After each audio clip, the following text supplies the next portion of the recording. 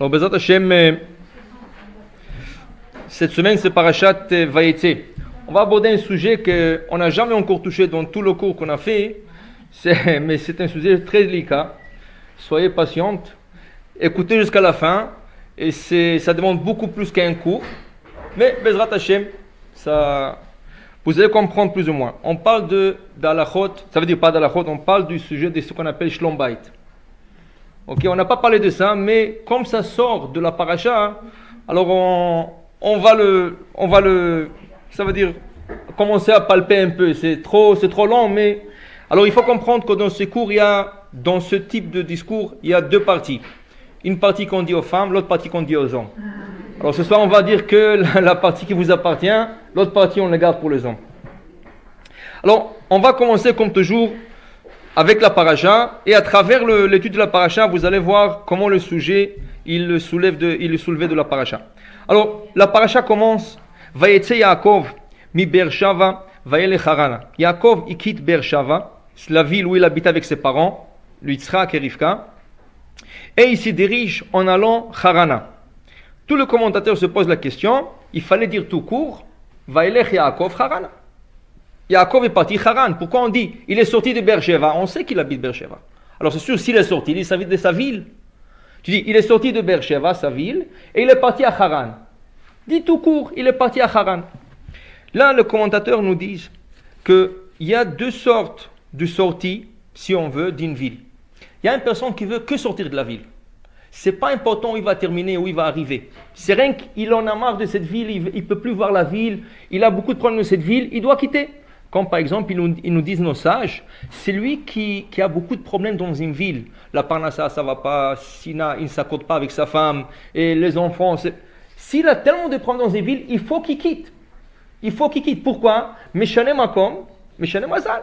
Tu changes endroit, tu changes ton mazal. Le mazal est déjà au parterre. Alors pourquoi tu restes encore? Quitte, change, et tu verras, peut-être les choses vont changer. Ils ne peuvent pas aller pire, ils peuvent être que mieux. Alors il faut absolument que la personne change. Mais ça, c'est une personne qui quitte une ville rien que pour quitter.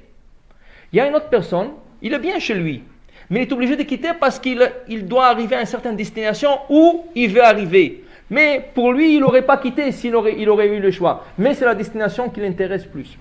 Ici, dans la paracha, Yaakov, et chaque homme, c'est ou un ou l'autre. Mais Yaakov a les deux ensemble. Comment? Yaakov est appelé par sa mère, et sa mère qui lui dit, mon fils, tu sais, j'ai écouté que ton frère cherche à te tuer. Il faut que tu quittes la ville. Lui, il ne veut pas quitter. Mais sa mère l'a demandé. Et si une mère demande, Kibud Avayim, il faut respecter le parent, il faut qu'il écoute sa mère. Quitter la ville. Après cela, son père l'appelle. Et qu'est-ce qu'il dit son père? Écoute mon fils, mais tu as l'âge de te marier déjà. Quel âge il a? 63 ans.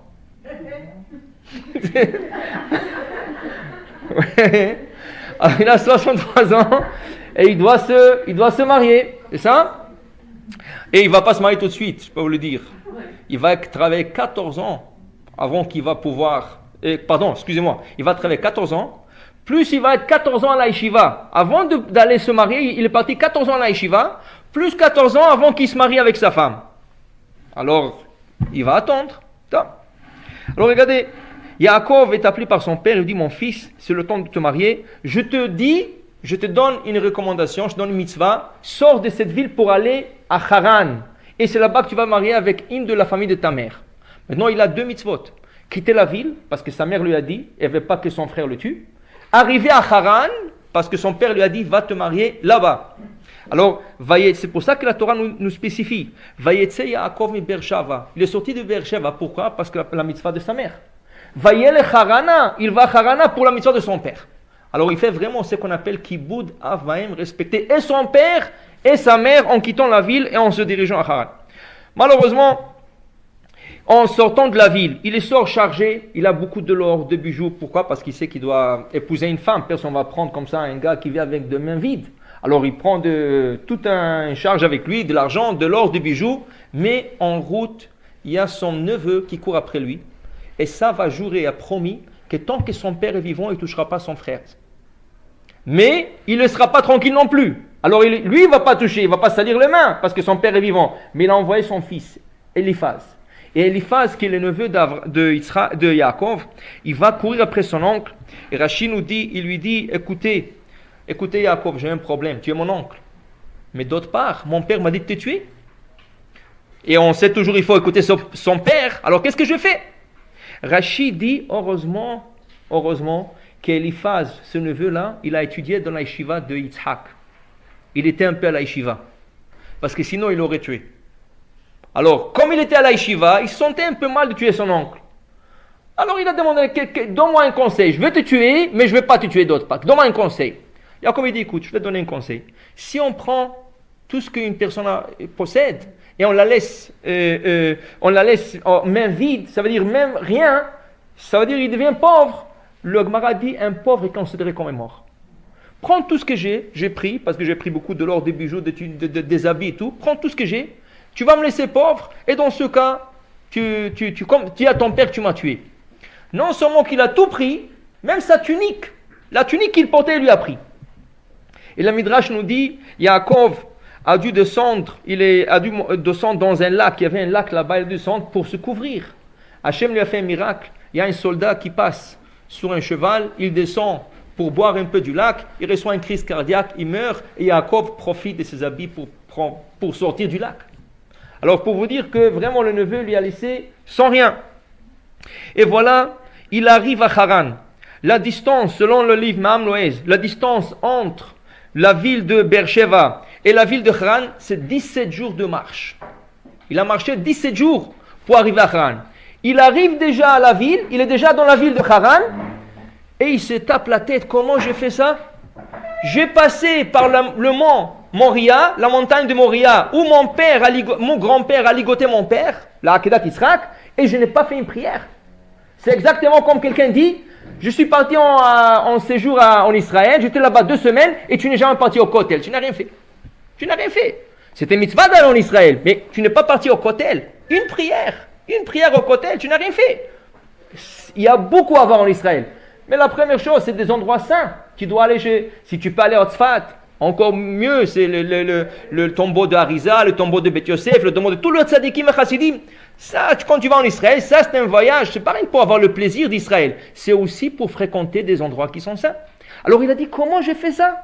J'ai parti 17 jours, j'ai passé par, c'est pas qu'il fallait qu'il fasse un détour, il a passé par là-bas, mais je n'ai pas pensé pour une minute que je dois prier à Har HaMoria.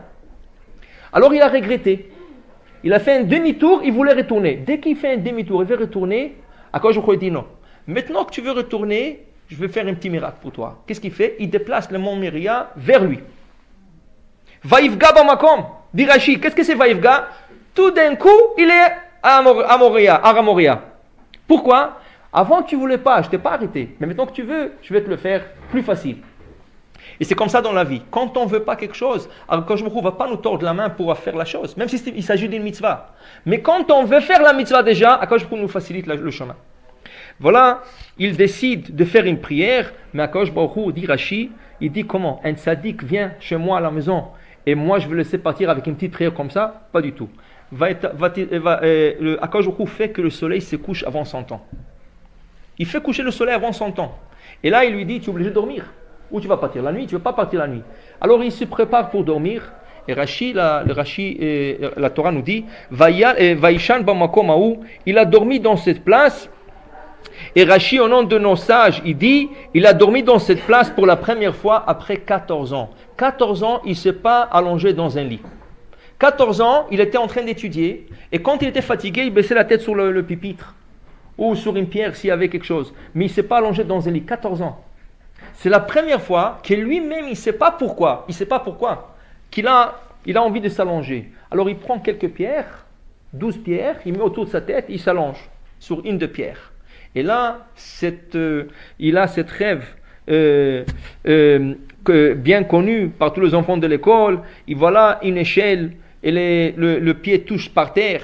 Et l'autre bout touche le ciel, des anges qui montent et qui descendent. Et voilà l'Éternel lui-même se trouve au bout de l'échelle et il lui parle. Et lui promet, tu sais que cette terre d'Israël, c'est à toi et tes enfants que je te le donnerai. Et je serai avec toi, je te protégerai, je ne te laisserai pas toute seule. C'est ça? Et après toute cette promesse, Vaikat Yaakov Mishnato, il se réveille de son sommeil et il dit, mais ça c'est un endroit tellement saint, si j'aurais su, j'aurais même pas mis la tête là-bas, c'est interdit de dormir dans une synagogue, tu viens pas dans une synagogue pour dormir.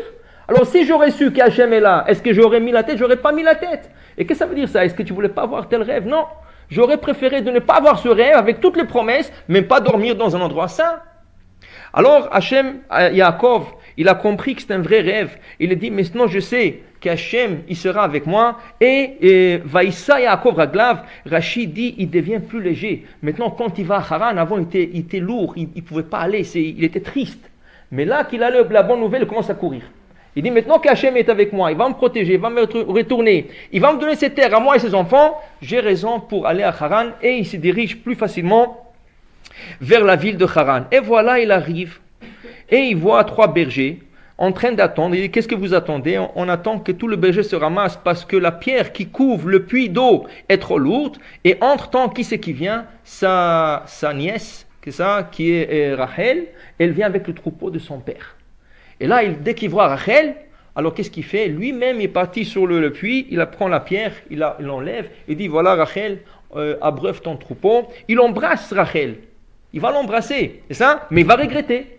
Il commence à pleurer. Parce que lui, il a fait avec une intention pure. Mais le gens là-bas, regarde, celui-là, il embrasse une femme comme ça, regarde. Alors, il a commencé à pleurer. Il dit, ce gens-là, qu'est-ce qu'ils croient? D'abord, c'est ma famille. C'est pas une étrangère, c'est sa famille.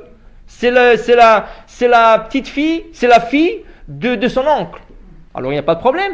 Mais il a dit, comme les gens l'ont moins conçu, alors il a commencé à pleurer. Il va terminer en allant à la maison de Lavan, et Lavan n'attend pas beaucoup. Dès qu'il entend la nouvelle que son neveu, le fils de sa sœur, est arrivé, alors il fait un petit conte et dit Rachi. Voilà, je me rappelle quand j'étais petit, dit Lavan. Je me rappelle quand Eliezer, l'esclave d'Abraham, il est venu avec 10 chameaux chargés, avec de la marchandise, avec de l'or, de l'argent, des bijoux et tout. Alors si c'est le fils de ma sœur, Rivka, qui vient, il doit être bien chargé. Il court, il vient. Il n'a rien. Pas de chameau, pas de marchandises, rien du tout. Ça, alors dit la Torah, qu'est-ce qu'il fait? Il l'enlace. Mais il l'enlace, comment il l'enlace? Il le fait comme ça, il l'enlace. Il l'enlace comme ça, mais il voit qu'il n'y a rien. C'est ça? Il l'embrasse. Pourquoi il l'embrasse? Dit Rachi, peut-être qu'il a caché des diamants dans sa bouche. Alors il commence à l'embrasser pour voir qu'est-ce qu'il y a, des petites pierres ici, mais il ne trouve rien. Après qu'il voit qu'il n'a vraiment rien, il dit, ok, je n'ai pas le choix que de te ramasser chez moi parce que tu es le fils de ma sœur. Yaakov il dit non, moi je ne vais pas rentrer chez vous gratuitement, je travaillerai pour m'en manger, donne-moi à travailler pour le manger et à boire, qu'est-ce que je vais faire chez vous. Là il va commencer à faire le berger, mais il propose tout de suite à marier Rachel. Alors il lui dit, est-ce que je pourrais marier Rachel, Bitra, ta fille, à Ketana, la petite? Et Rachel dit, pourquoi toutes ces spécifications? Parce qu'il connaît avec qui il a affaire. Il connaît à qui il a affaire parce que c'est le plus grand tricheur du monde. On l'appelait Lavan à Arami. À Arami, c'est Ramai, le plus grand Ramai. Et Chachamim nous disent, Rashi, il fait un calcul à la fin de la paracha précédente. Rashi nous montre qu'en quoi il manque 14 ans dans la vie de Yaakov. Si on fait le calcul et l'histoire de Yaakov, comment il est né, où il a passé, comment il s'est marié, les enfants qu'il a eu, l'âge qu'il est décédé, il nous manque 14 ans dans le compte. Alors Rachi fait tout un calcul, il dit où se passaient ces 14 ans? Et Rachi nous dit, au nom de nos sages, ces 14 ans, c'est le 14 ans qui s'est caché dans une yeshiva spéciale qui s'appelle la yeshiva de Shem et Ever. Et qu'est-ce qu'on apprenait de cette yeshiva? Ce n'était pas une yeshiva d'études normales. Dans une yeshiva, qu'est-ce que tu apprends? Le Chumash, le Talmud, de commentaires, toutes sortes. Mais dans cette yeshiva, tu apprenais comment avoir affaire avec des gens qui sont de roublards, de voleurs, tout ce que tu veux, et rester intègre. Comment tu fais ça? C'est très dur. Normalement, la mentalité du monde, c'est « il m'a roulé, je le roule.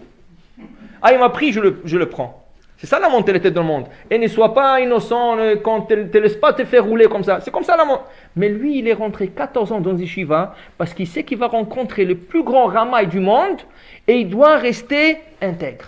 Il doit rester quelqu'un qui ne fait pas qu'à rien. 14 ans, ça lui a pris d'études. Et voilà, il arrive chez le ramaï. Et il lui dit, écoute, on se connaît bien. Rachel, donne-moi Rachel. Bitra, ta fille, Aktana, la petite. Pourquoi? Je sais que tu as 2 filles, Rachel et Léa. Et peut-être tu vas essayer de jouer avec moi. Tu vas me dire, non, dorénavant, je changeais le nom de deux. C'est la grande qui s'appelle Rachel, et tu vas me donner la grande, et la petite s'appelle Rachel. Ta fille, n'emmène pas quelqu'un de l'extérieur qui s'appelle Rachel aussi. Rachel, ta fille, et la petite ne change pas. Même si tu changes le nom, je veux la petite, pas la grande. Et Rachid dit, avec tout ça, il a roulé. Avec toutes les conditions qu'il a fait, il a roulé. Le Midrash nous dit quelque chose d'extraordinaire. Toute la nuit, les gens de la ville ont essayé de l'avertir. Le problème était que Lavan les a fait jurer. C'est lui qui dévoile, il doit payer tout le mariage. C'est lui qui va lui dire à Yaakov que j'ai changé les filles, il doit me payer tout le mariage. Et tout le monde en serrait la main.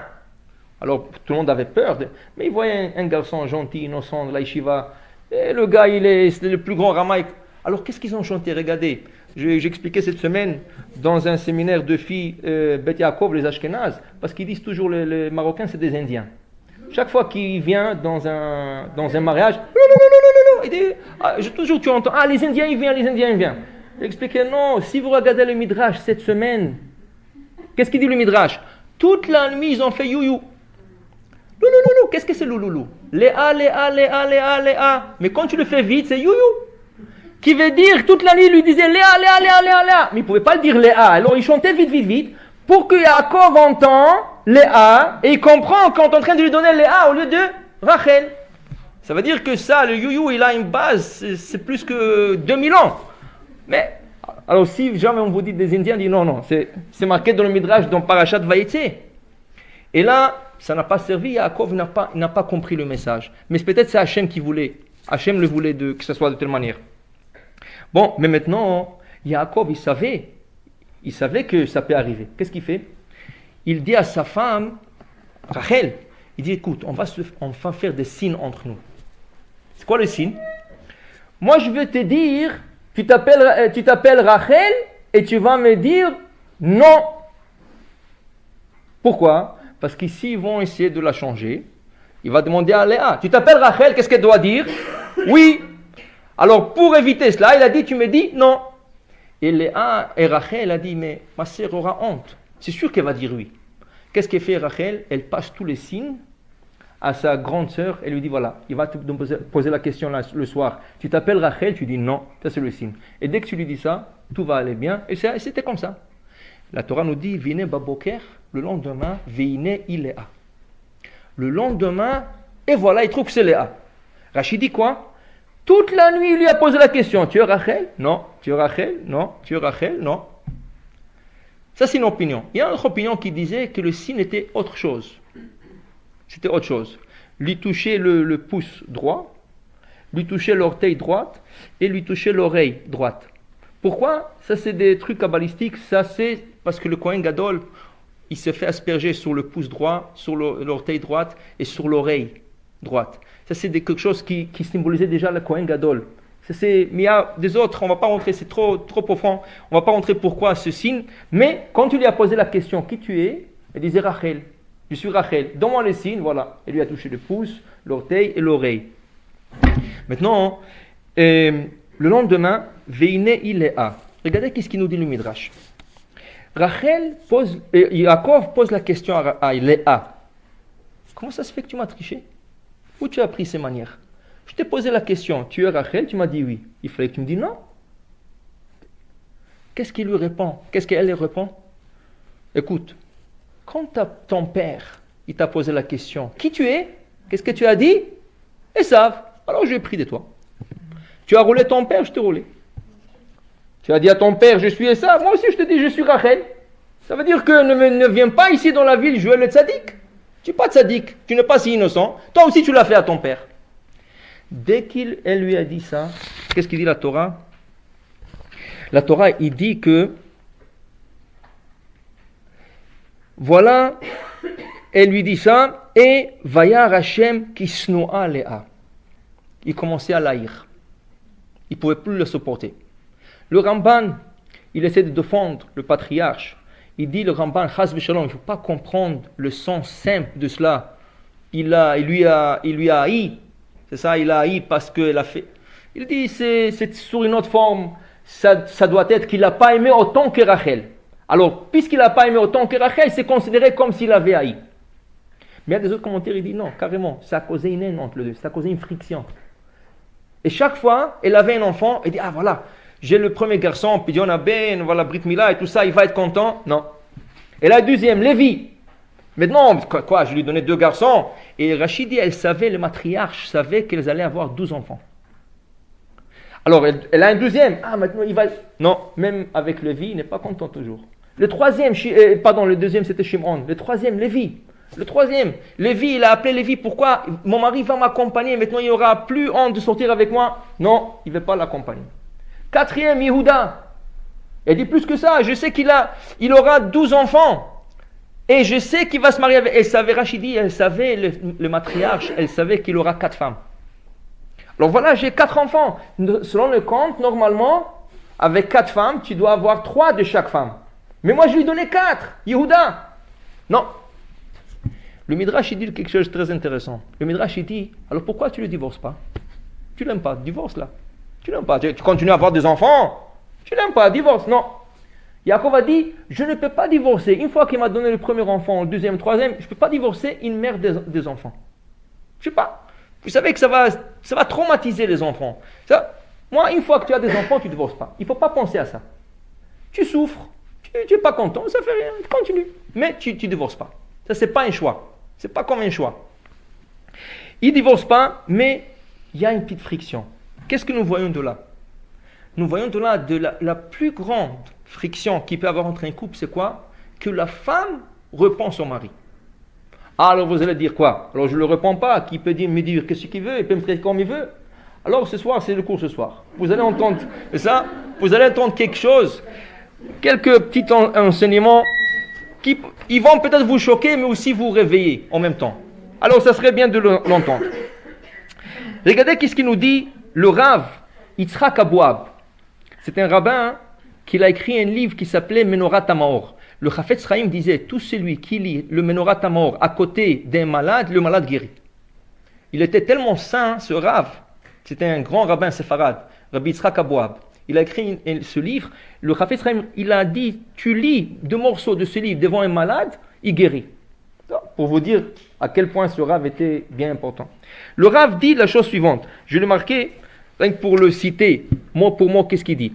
Il dit comme ça, ma fille, quand tu te mets devant ton mari, si tu te mettras comme sa servante, lui sera ton esclave. Mais si tu essaieras de t'enorgueillir sur lui, tu seras pire qu'une de ses servantes. Alors déjà, le Rabbi Yitzhak Abouab dit que la femme doit se considérer comme la servante de son mari. Mais attention, ça ne veut pas dire que le mari doit l'écraser, au contraire, ça va faire l'effet contraire. Une fois que le mari verra que la femme se soumet à lui, automatiquement, elle va être plus grande à ses yeux, il va la respecter. Ça veut dire que beaucoup de femmes me disent, ah, si je veux taire pour ça, je me tais pour ça, je ne vais rien lui redire, alors chaque fois il va me le faire. Non, essayez, voyez. Il faut essayer, tu te tais, tu ne dis rien. Oui mon mari, tu as raison, oui. Après il va se poser, pourquoi il me dit toujours oui? À dire, elle est sage cette femme. Alors il va changer d'idée. Ça c'est un enseignement de ce Rav. Mais on va voir. Vous savez que on va relever ça de la paracha. Vous savez qu'on dit dans le livre de Shalom Bait, le mari, en pluriel, les maris sont plus mous que le gélo. Le gélo, vous essayez de l'attraper. Le mari, ils sont comme ça. Seulement, ils donnent toujours l'air plus sérieux, plus fort. C'est ça? Mais vous allez voir. Regardez. De la semaine dernière, on a lu quelque chose. On lit dans la paracha, Esav se marie avec 2 femmes. Une s'appelle Yehudit. C'est ça? Une s'appelle Yehudit. Et une autre femme. Et qu'est-ce qu'ils font ces femmes? Toute la journée, elles n'arrêtent pas de faire des encens à des idoles. Elles sacrifient à des idoles. La fumée qu'elle faisait rentrait dans les yeux de Yitzhak. Et malheureusement, la Torah nous dit qu'il s'est aveuglé. Le Midrash pose une question. Et Rivka? Pourquoi lui s'est aveuglé? Rivka aussi. Ça a dû rentrer dans ses yeux aussi à Rivka. Pourquoi lui s'est aveuglé et pas elle? C'est ça? Regardez qu'est-ce que nous dit le Midrash. Où il a été créé l'homme? D'où il a été créé l'homme? De la terre. Et plus que la terre, la boue. La boue, c'est quelque chose de très mou. D'où elle a été créée la femme? De l'os. Ça, l'os est dur.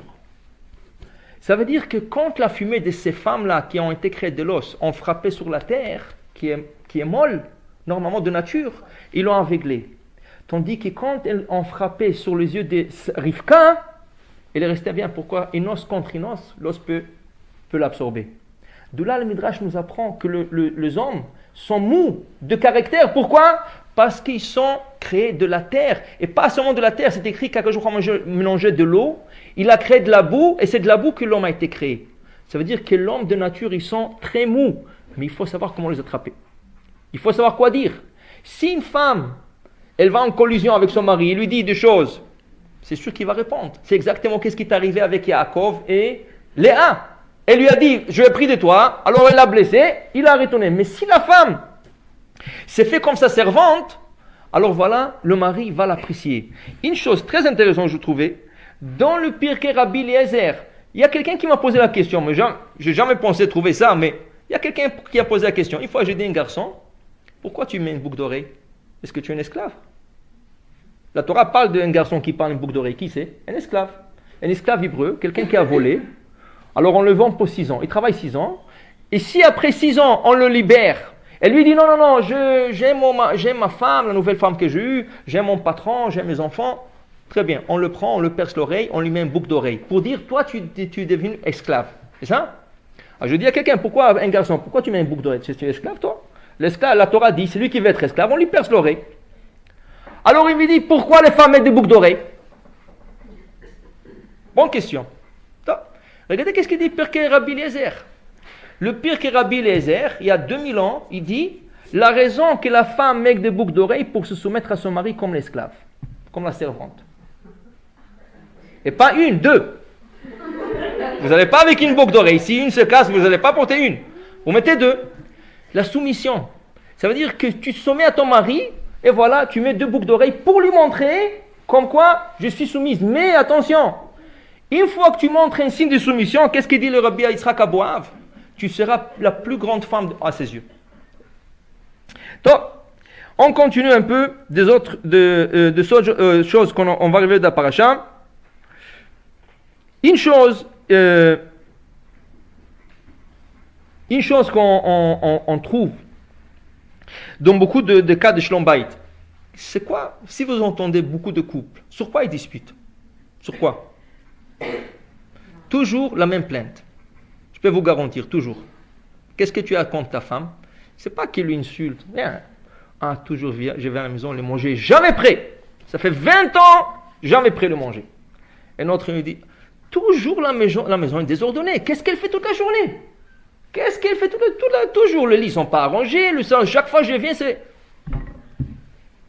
Ça, c'est 2 plaintes courantes qui se répètent.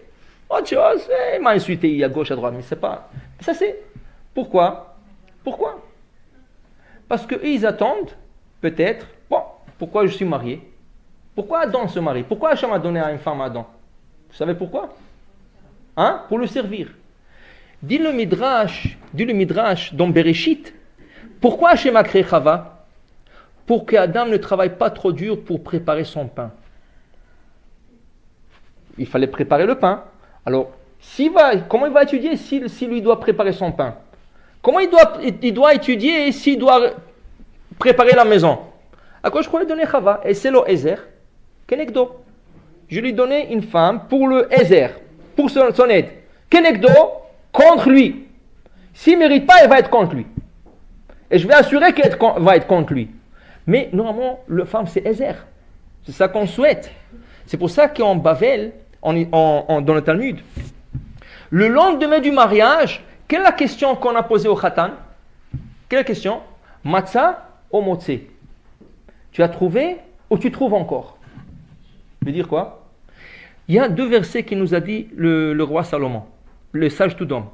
Il a dit Matzah Isha Matzotov. Tu as trouvé la femme, tu as trouvé le bonheur. Matzah, tu as trouvé le bonheur. D'autre part, le même roi Salomon, dans le même livre, qu'est-ce qu'il écrit? Motse ani taisha marmimavet. Je trouve que la femme est plus amère que la mort. Mais tu viens de dire Matzah Isha Matzotov. Ça dépend. Qui veut dire quoi? Le mot Ish, un homme, en valeur numérique, c'est 311. Qu'est-ce que Oish, Aleph, c'est 1. Yud, c'est 10, ça fait 11. Shin, c'est 300, 311. Isha, la femme. Aleph, c'est 1. Shin, c'est 300, 301. He, c'est 5, 306. Quelle différence entre 311 et 306? 5. 5. La valeur numérique de 5. C'est ça, hey. C'est pour ça que de là-bas, il y a un petit halakha qui est tiré de ça, que l'âge qui est bien d'avoir entre les deux, c'est 5 ans. Ça peut être un peu moins, mais 5 ans, c'est la moyenne souhaitée. Maintenant, Matzah Isha, Matzah Tov. Si tu as trouvé la femme, tu as trouvé le bonheur. Mais si tu Motsé Anita Haïcha, je trouve la femme. Qu'est-ce que c'est la femme? Haïcha. Ajouter sur le 306 de la femme, hey. Qu'est-ce que ça donne? 311. Ça veut dire que la femme veut être égale à l'homme. Lui, il est 311, elle veut être égale à lui. Alors, qui c'est qui va diriger la maison? Elle, c'est l'homme, et lui, c'est l'homme. Alors, qui c'est qui va s'occuper des enfants? Qui c'est qui va préparer à manger? Il y avait un rabbi, il y avait un grand admor, que sa femme était un grand chassida. Lui, c'était grand chassid, lui, elle était grand chassida. Qu'est-ce qu'elle faisait toute la journée? Elle lisait Tehillim. Alors, un jour, son mari dit, mais si moi je lis Tehillim toute la journée, toi tu lis Tehillim, qui c'est qui va s'occuper des enfants? La femme, elle a été, son mitzvah, à quand je lui a exempté de tellement de mitzvot, pourquoi la femme ne porte pas Tefillim? Pourquoi? Le Tefillim c'est très important, pourquoi? Justement, parce que le matin, de qui il faut s'occuper? Des enfants. Si le matin tu vas mettre tes Tefillim, tu vas aller à la prière, ton mari va toi tu vas aller à Minyan, ton mari va à Minyan, qui c'est qui va s'occuper des enfants? Alors la Torah dit, écoute, exempte la femme, autant de mitzvot que tu peux. Tefillim, pas besoin. Prière 3 fois, pas besoin. Une prière. Tout ce qu'on peut exempter, toute mitzvah qui dépend du temps, la femme est exemptée. Pourquoi? Parce qu'elle a un rôle plus important que l'homme. Et pourquoi? Vous savez pourquoi? Il y a un midrash qui dit comme ça. Le roi Salomon était assis un jour dans son palais, sur son balcon. Vous savez que le roi Salomon était, une de ses sagesses, c'était quoi? De connaître le langage des animaux.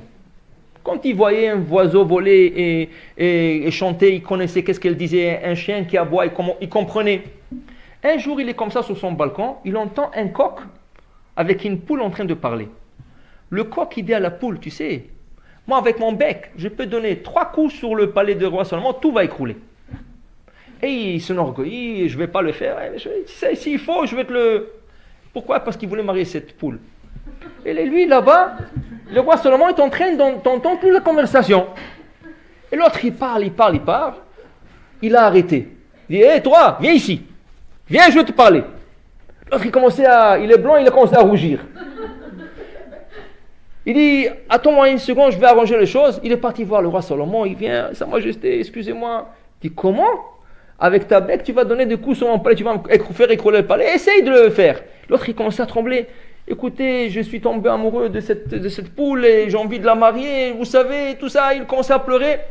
Il dit, ok, gare à toi si je l'entends encore une fois. Il a renvoyé. Il est arrivé chez la poule, il dit, qu'est-ce qu'il t'a dit? Il dit, non, il m'a dit, s'il te plaît, ne le fais pas, j'ai peur pour le palais qui tombe. Alors il ne voulait pas que je le fasse, il m'a demandé, il m'a supplié de ne pas le faire. Là, c'est un midrash. Vous savez, le midrashim de nos sages, ce n'est pas des bêtises. Le midrashim de nos sages, ce n'est pas des bêtises. Alors il faut comprendre, qu'est-ce que le midrash est en train de... Peut-être c'est arrivé, je ne sais pas, mais c'est quoi la leçon de ce midrash? Regardez un homme, quand il vient à la maison, il est fatigué, il a eu sa journée, et voilà la mère qui dit, ah, tu as vu ton fils? Il a reçu 5 ans son examen, il n'a pas étudié. Et l'autre, tu as vu? Il a cassé le verre que celui que tu aimes à boire avec. Et l'autre, lui, il est tellement fatigué, il n'a pas la force. Qu'est-ce qu'il fait? Il appelle tout le monde. Venez ici. Toi, tu as fait ça, tard. Toi, tu as fait ça, un coup de pied. Toi, tu as fait ça, rentre dans ta chambre, je ne vais pas te voir. Il commence à crier, tu entends des pleurs de partout. Ça, c'est l'homme. La femme, qu'est-ce qu'elle fait? En attendant, avant que le mari t'arrive, qu'est-ce qu'elle a fait, elle? Elle n'a pas crié, elle n'a pas frappé. Qu'est-ce qu'elle a... Ah, mon fils, pourquoi tu l'as fait? Chacun, il a pris une demi-heure à lui parler. Pourquoi tu as fait son examen 5 ans? C'est pas pour toi. Il parle. Mais il faut qu'elle associe son mari avec. C'est ça? Alors, le mari, c'est des coups. La femme, c'est de la parole. Ça veut dire quoi? Ça veut dire que des fois, le mari n'a pas... Il a des réflexes très rapides. Les mains, ils sont très rapides. Donner une claque à celui-là, un coup à celui-là. Mais la femme, elle a de la patience. Et c'est exactement qu'est-ce que le Midrash veut nous apprendre. Que des fois, le coq, il parle. Il faut savoir utiliser sa bouche. Mais ça, l'homme n'a pas le pouvoir. Parce qu'il est trop... Il a des autres préoccupations. C'est pour ça qu'Akadosh Baruch Hu lui a pas donné diriger une maison. Pourquoi la femme doit diriger une maison? Parce que si c'est pour l'homme, il aurait tout cassé. Mais la femme, elle a plus de patience. C'est pour ça qu'on dit Eshetrail Banta Beta. La femme, c'est elle qui construit la maison. L'homme ne peut pas. L'homme, c'est un destructeur. La femme, c'est elle qui construit. Mais comme elle a les patience avec ses enfants, elle doit avoir la patience avec son grand-fils aussi, c'est son mari. Il faut soumettre, oui, mon mari, tu as raison, tu as raison, tu as raison. La meilleure manière d'acheter le mari, c'est lui donner à manger. Quand il vient, que tu vois qu'il est un peu énervé et tout ça, sers-lui le plat à manger et tu vas voir. Après qu'il commence à manger, il est plus mou que le gelo. Le gelo, il va être plus dur que lui. Après, tu peux lui tout demander. Ah, tu sais, j'ai acheté ça, ça va. Ah, tu sais, ça va, pas grave. Tout va pas grave, mais il faut savoir quand. Mais s'il vient, il est fatigué, et tu lui ajoutes, ah, regarde, ton fils, il a cassé ça. Ah, regarde, on a reçu ce bill. Ah, regarde. Il a tellement de la journée, tu le charges, il explose. Il n'a pas de patience. Et c'est pour ça qu'on dit que le problème de Shlom Bayit, c'est quoi? Ça fait une explosion, et ça va, la boule est en train de rouler, et ça cause beaucoup de problèmes. On va vous montrer dans le parachute, vous allez remarquer, est-ce que nos patriarches disputaient avec leurs femmes? Oui. Abraham, il ne s'est pas disputé avec Sarah? Oui. C'est quel est le sujet de la dispute? Renvoyer Ishmaël. Elle vient un jour au lendemain, hein? Hamasi Alecha. Abraham, je te convoque au jugement céleste. Elle lui dit, je te convoque, Hamasi Alecha, ça veut dire c'est un jugement. Elle a payé pour. C'est elle qui a été jugée, elle est morte avant son temps. Mais qu'est-ce qu'il lui dit? Hamasi Alecha, Abraham, tu es convoqué au jugement céleste. Pourquoi? Moi, je te donnais ma servante, et regarde comment il me traite. Je te demande tout de suite, prends Ishmaël et le renvoie à la maison. Non? Qu'est-ce que tu parles? Je renvoie mon fils de la maison? Pas du tout, pas de question. Ils ont disputé. Hachem a intervenu. Qu'est-ce qu'il lui dit Hachem à Abraham? Non, Abraham, tu as tort. Kol asher otoma alecha Sarah, shma bekola. Tout ce que te dit Sarah, il faut que tu l'écoutes. Mais ça, il a la chance, c'est un patriarche. Hachem est venu. Mais est-ce que tout le monde a la chance qu'Hachem intervienne dans la discussion avec leur mari pour dire écoute Sarah? Chaque fois que vous disputez avec votre mari, vous sautez le verset. Kol asher otoma alecha Sarah, shma bekola. La seule chose qu'il peut vous dire, tu t'appelles pas Sarah. C'est juste pour vous dire. Mais si la Torah l'a dit, c'est pour tout le monde, c'est pas pour Sarah. Maintenant, Yaakov, est-ce qu'il disputait avec Léa? Oui. Pourquoi? Tu m'as triché. Est-ce qu'il disputait avec Rachel? Oui. Il s'est disputé avec Rachel. Pourquoi? Rachel lui dit, si tu ne me donnes pas des enfants, elle était stérile. Si tu ne me donnes pas des enfants, mets ta nourriture, je vais mourir. Il dit quoi? Moi je suis Dieu, pour donner des enfants, va lui demander à lui. Moi j'ai pas de problème, moi j'ai déjà des enfants avec Léa, avec les autres servantes, c'est pas moi le problème. Il a carrément crié Rachel. Il y a un couple qui ne s'est pas disputé. Qui? Yitzhak et Rivka. Il n'y a pas de dispute. Plus que ne pas disputer, plus que ça, vous allez voir. Et pourquoi? Rivka, qu'est-ce qui est arrivé? Elle avait 3 ans, moins que 3 ans. Elle est emmenée de Haran en Israël. C'est le seul patriarche qui n'a pas quitté Israël. Abraham a quitté Israël. Yaakov a quitté Israël. Le seul qui n'avait pas le droit de quitter, c'est Yitzhak. Alors, absolument, il fallait que la femme vienne chez lui, pas lui qui aille chez la Kala. Maintenant, quand Rivka arrive de loin, elle a 3 ans, elle est sur un chameau. Vous savez, un chameau, ce n'est pas un petit animal, c'est très haut comme animal. Elle a 3 ans. De loin, elle voit un homme. Elle lui dit, Eliezer, mais qui c'est cet homme? Il fait très peur, mais ça c'est ton mari. Qu'est-ce qu'elle fait la première chose? Elle se couvre avec le foulard.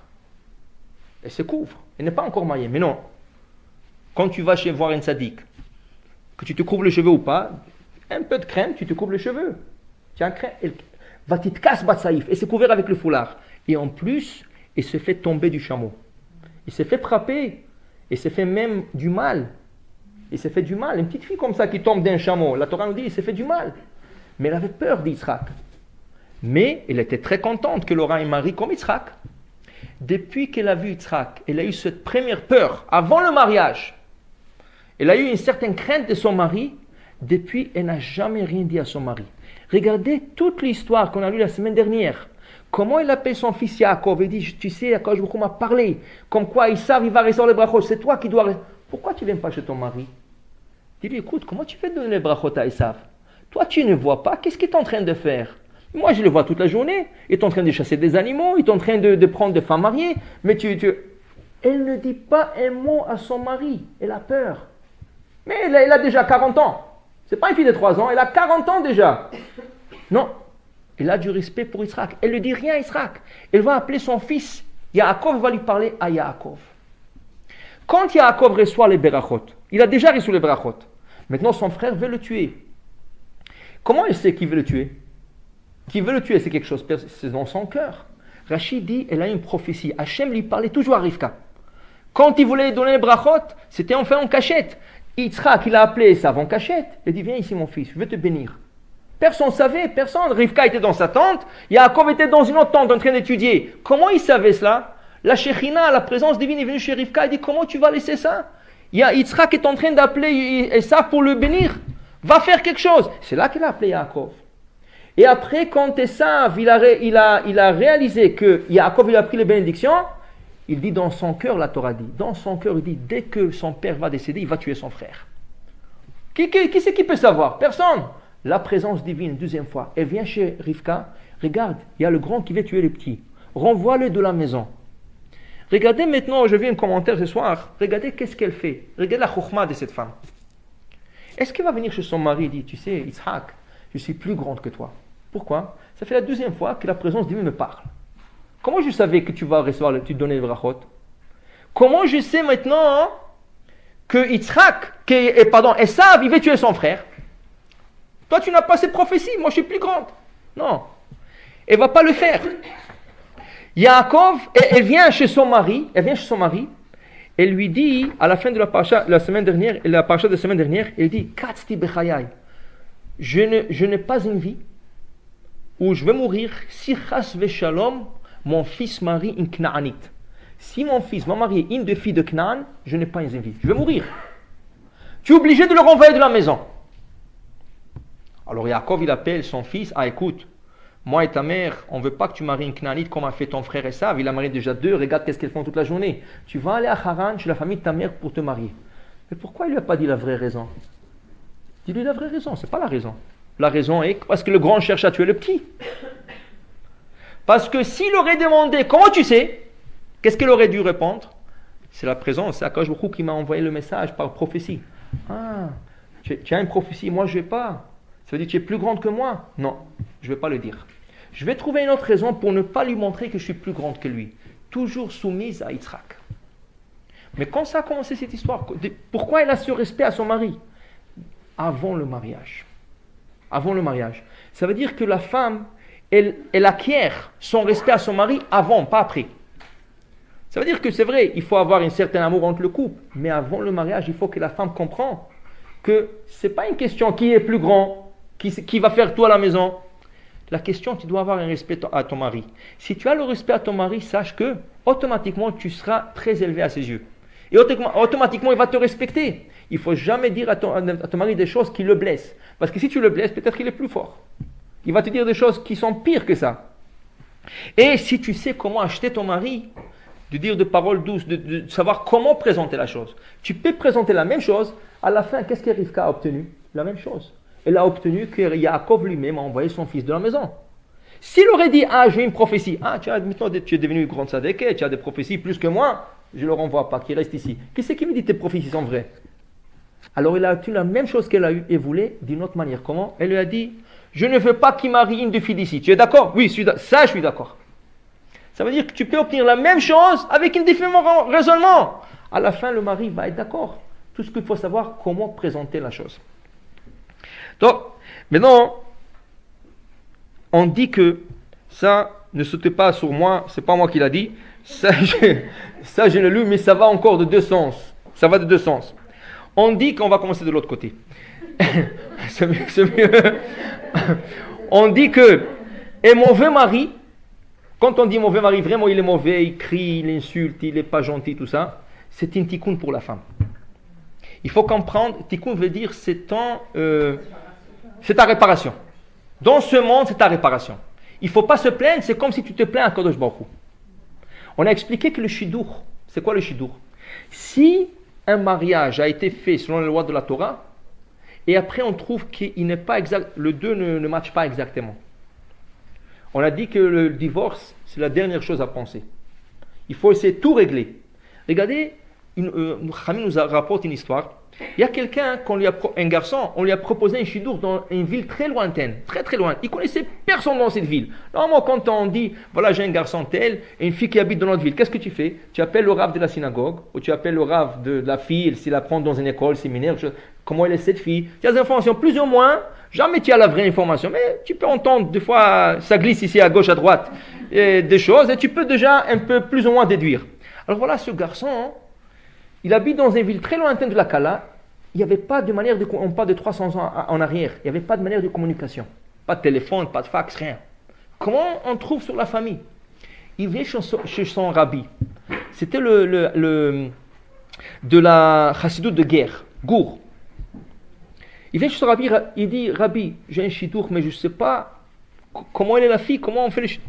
Il dit, très simple. Tu prends ton fils, tu diriges dans la ville. Quand vous allez rentrer dans la ville, la première personne que tu rencontres, tu lui demandes comment elle est cette famille, comment elle est la fille. L'information que tu entends, c'est Hachem qui l'a envoyée. Le rabbi a dit, on fait. Il a pris le père, il a pris son garçon, il est parti voir la fille dans la ville. La première personne qu'il a rencontrée en rentrant dans la ville, il dit, écoutez, vous connaissez famille telle? Oui, oui. Comment est la famille? Très très bonne famille. Comment est la fille? Ah, très gentille, vraiment très gentille fille, tout ça. Il lui a donné une bonne... Il dit, ça y est, moi, je laisse mon fils marier avec cette fille. Alors, ils sont arrivés chez la famille, ils ont bu le haïm, ils ont fixé une date de fiançailles, une date de mariage, etc. Arrivé au mariage, toute la famille s'est déplacée à la ville de la Kala. C'est vrai que les Ashkénazes, ils se marient toujours dans la ville de la Kala. Arrivés aux dates de mariage, ils arrivent au mariage, le père et toute la famille remarquent que tous les gens, ils sont comme ça, tristes. Au lieu que tout le monde soit content et tout ça, tout le mariage, les gens, ils sont comme ça. Ils parlent, ils chuchotent entre... Qu'est-ce qui se passe? Alors le père, il attrape quelqu'un et dit, dis-moi, qu'est-ce qu'il y a? Pourquoi je vois les gens, ils sont tristes, personne n'est content? Il dit, en vérité, vous êtes fait rouler. Comment vous avez pu marier cette famille? C'est la pire famille dans toute cette ville. Personne ne voulait le remarier. Comment vous avez l'air d'un homme bien? On a de la peine pour vous. Il dit, comment? Alors il a demandé le deuxième, la même chose, la troisième. Il dit, mais c'est pas possible. Moi, je suivi le conseil de mon rabbin. Non, mais le mariage est déjà fait. C'est trop tard. Mais la fille n'était pas si pire. C'est rien que la famille qui n'avait pas un... Le père, il retourne voir le rabbi. Il dit, Rav, moi, vraiment, je vous ai fait confiance jusqu'à date pour tout, mais là, je ne comprends rien. Qu'est-ce qui se passe? Il dit, qu'est-ce qui se passe? Il dit, j'ai suivi votre conseil. Le premier que j'ai attrapé dans la rue, il m'a dit des bonnes informations. Il lui dit, sache mon fils, c'est le seul qui parlait bien de cette famille dans toutes ces villes. C'est le seul. Il dit, il fallait me le dire. Il dit, non. Moi, je t'ai dit d'aller là-bas parce que c'est Hachem qui l'a envoyé à celui-là. Hachem aurait pu envoyer 20 000 autres personnes. Pourquoi il a envoyé Dafka celui-là quand tu es rentré? Ça veut dire que le Shidour, c'était Min HaShamayim. Et il fallait que ton fils marie cette fille. Et si lui, il est sorti, c'est Hachem. C'est pour ça qu'on dit Min HaShamayim. Quand quelqu'un se marie avec quelqu'un, il ne faut pas regretter. Ah, il fallait pas que si ça va selon les lois de la Torah. Il ne faut jamais regretter. C'est ça ton tikkun. C'est ça ta réparation. Alors ils disent un mauvais mari, c'est pour élever la femme. Comme une mauvaise femme, c'est pour élever le mari. J'ai vu dans le Talmud, Yerushalmi israélien, Eretz Israël, il y avait un Rav, le Rav Lévi. Il parlait 6 mois un discours sur un roi d'Israël qui s'appelait Achav. 6 mois. Et tout ce qu'il parlait de ce roi, rien que du mal. En vérité, ce roi, il a fait beaucoup de mal. Il était idolâtre, il a tué des prophètes, il a fait beaucoup de mal. Mais 6 mois, vous imaginez un peu, 6 mois des cours sur une même personne, que du mal, que du mal, que du mal. Après, à la fin de 6 mois, le roi, il est venu dans son rêve. Il dit, qu'est-ce que je te fais? Tu ne me connais même pas. Ça va, tu as lu les écrits, mais qu'est-ce que je te fais 6 mois? Que tu parles que de moi, ça fait 6 mois. Pas un discours 2, mais pas 6 mois. Il dit, oui, regardez le mal que vous avez fait. Il dit, tu sais, c'est pas moi. C'est à cause de ma femme. Et c'est vrai. Sa femme était très méchante, Isabelle. Elle était tellement méchante qu'elle a poussé à son mari à tout faire. Alors le rabbin a dit, mais pourquoi tu as écouté ta femme? Pourquoi tu as écouté ta femme? Alors on lui a dit à ce Rav, mais tu ne sais pas qu'est-ce qu'une femme peut pousser son mari à faire. Tu n'as pas l'expérience. Est-ce que tu vas... Non, je ne vais pas. Dès qu'il a entendu ça, il a fait autre 6 mois de discours du bien sur ce roi. Il apparaît 6 mois de bien sur ce Rav. J'ai vu dans les histoires de Baal Shem Tov, avant, vous savez qu'au début, le Baal Shem Tov, jusqu'à l'âge de 36 ans, personne ne savait qu'il est tzaddik. Il était un tzaddik caché. Il n'avait pas le droit de se dévoiler. Alors il s'est caché. Il se faisait toujours un mendiant, il se faisait toujours un homme simple. Personne ne connaissait le Baal Shem Tov, jusqu'à l'âge de 36 ans. Le jour, ça veut dire dans l'année où ils ont décidé que le Baal Shem Tov doit se révéler, on lui a dit, il te reste encore une mission avant de te révéler. C'est quoi la mission? De servir de Talmidei Chachamim, de gens qui apprennent la Torah. Ils lui ont donné 3 rabbins auxquels il doit aller chez eux et leur servir, faire un service, quoi que ça soit de service. Le premier, c'était le Rav Ephraim Margaliot, Ephraim Zalman Margaliot. C'était un grand Rav. Le Rav a refusé, le rabbin a refusé que le Baal Shem Tov, il ne connaissait même pas le Baal Shem Tov, mais il dit non, moi je ne veux pas que tu me sers. Il dit non, je veux faire quelque chose pour vous. Rien, le Rav ne voulait pas. Une fois ce rabbin, il s'est endormi, il avait l'habitude de fumer la pipe. Le Baal Shem Tov, quand il dormait, il s'est endormi avec la pipe dans la bouche, il a pris la pipe, il a changé le tabac, il a mis du nouveau tabac, il a allumé, il a dit voilà, je fais le service pour le premier Rav. Le deuxième Rav, que le Baal Shem Tov est parti voir, c'est Rav Yitzhak Darovitz. C'est un grand tzaddik aussi. Et lui, il lui a laissé un peu servir. Qu'est-ce que c'est le peu? Il lui a emmené un verre de thé de la cuisine. Et une fois qu'il a terminé le verre de thé, il a remis le verre vide. Il attendait que le Rav finisse. Il a retourné le verre vide à la cuisine. La femme du tzaddik lui a demandé, pourquoi tu as retourné le verre? Je t'ai vu là-bas attendre. Il fallait le laisser sur la table. Il dit non.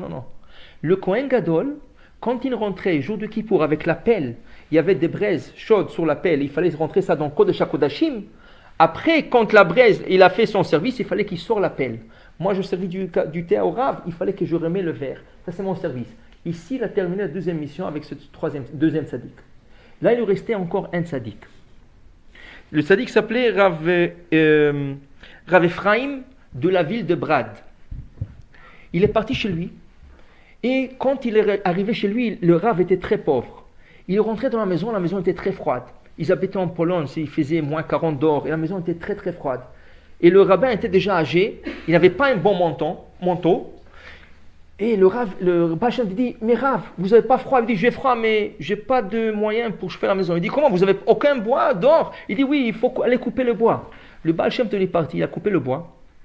Après, quand il est retourné, il a trouvé encore du bois dans la maison de ce Rav.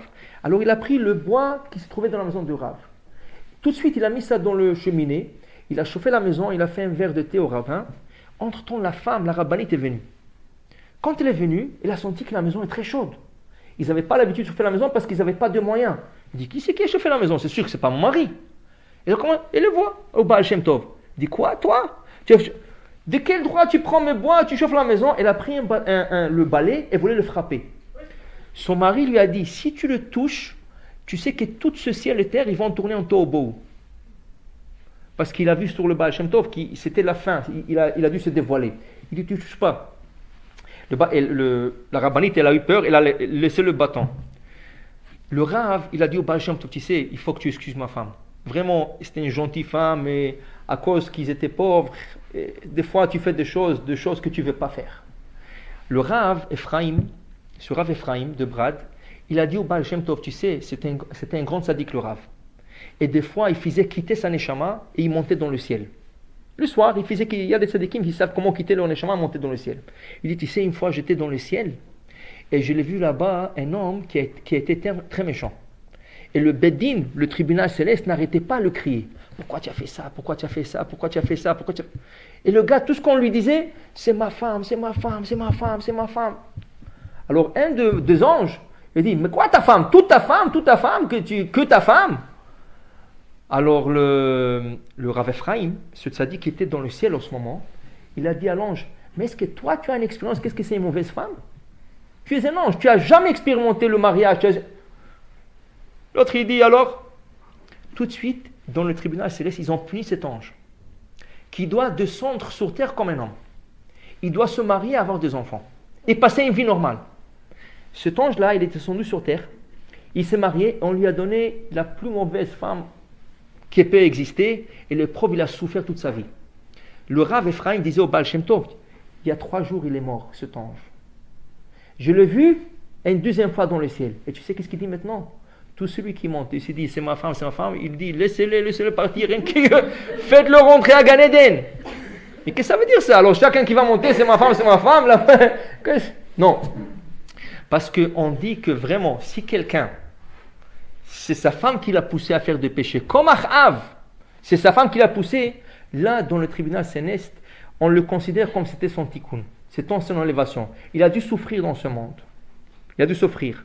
Mais je trouvais quelque chose de très beau. Le mot Isha, la femme, Isha, sont 306, on a dit, en valeur numérique.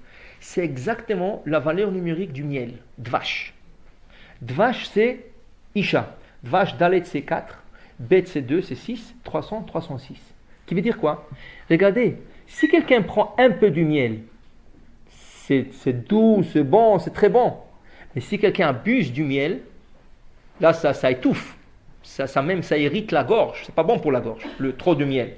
La même chose, il dit, si quelqu'un sait profiter de sa femme, quoi? De profiter d'une manière qu'ils vont faire un accord les deux. Comment on va faire qu'on aura le shalom à la maison? Comment on va faire que notre maison sera une maison de Torah? Comment on va faire qu'élever nos enfants dans la Torah? Ça veut dire qu'ils vont faire comme une sorte d'association. Alors c'est comme s'ils goûtent au miel. Toute la maison va être sur le bon chemin.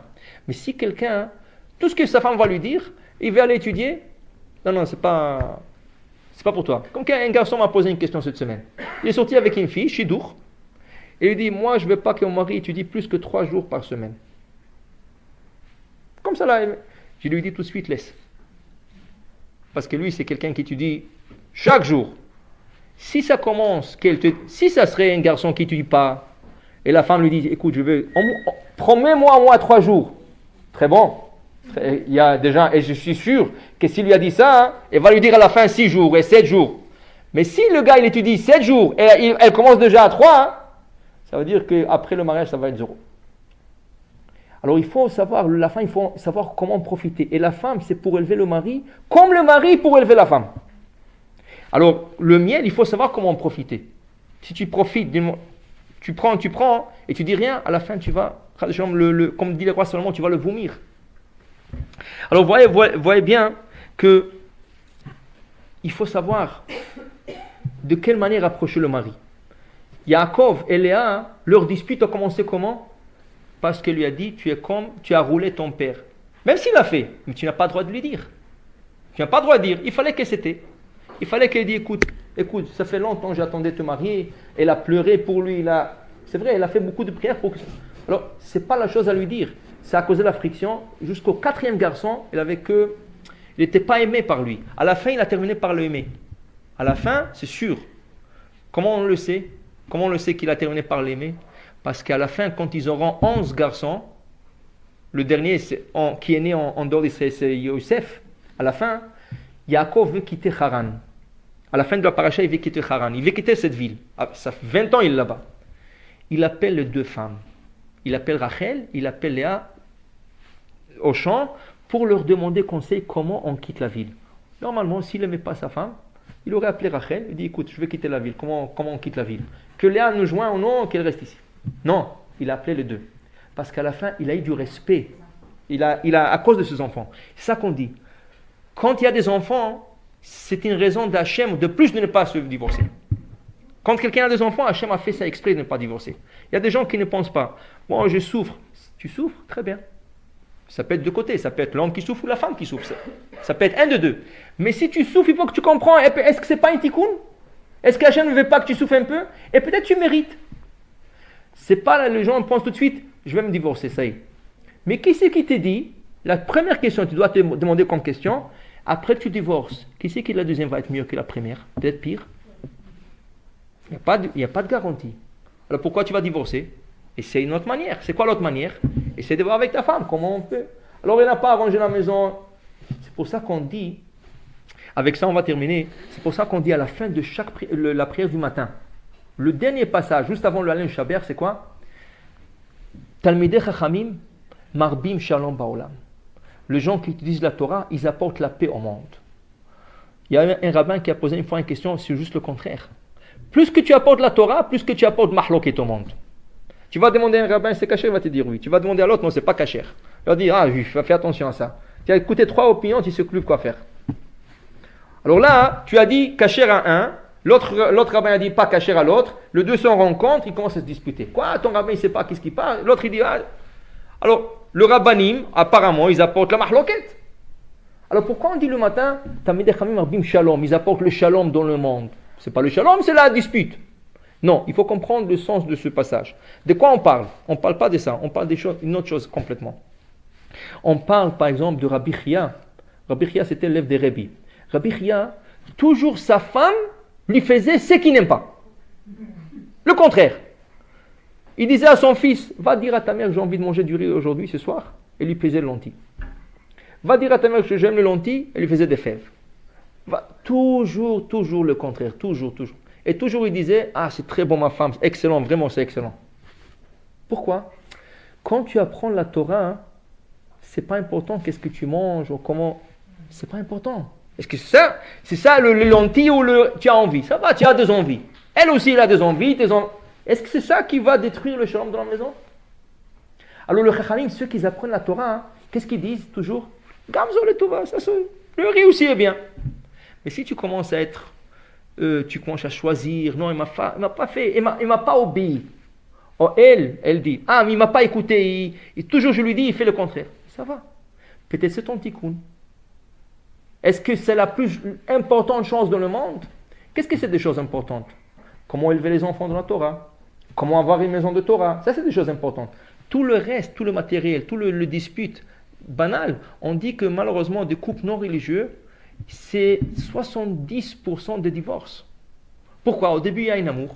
Au début, tout est rose. Et après le mariage, tout est noir. Pourquoi? Parce que l'amour que ceux qui, eux, ils appellent amour, c'est pas un amour. C'est quoi un amour?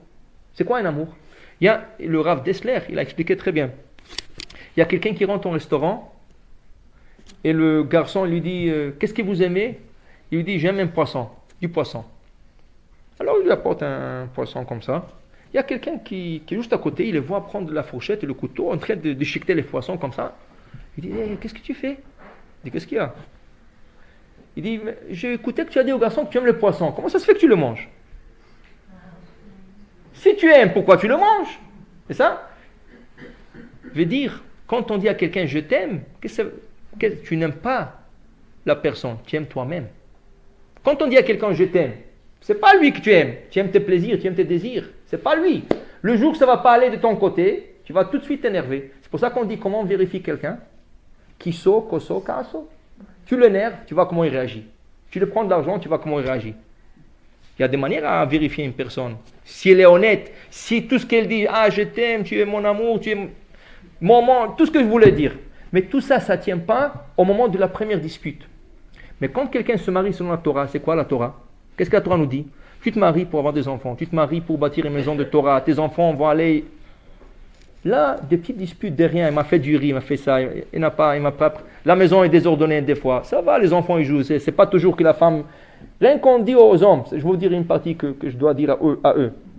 On dit aux hommes, rien que reste une journée avec les enfants à la maison. Tu vas payer chaque jour $1000 à ta femme qui reste avec tes enfants. Minimum, c'est ça? Pourquoi? Parce que les hommes n'ont pas la patience avec les enfants.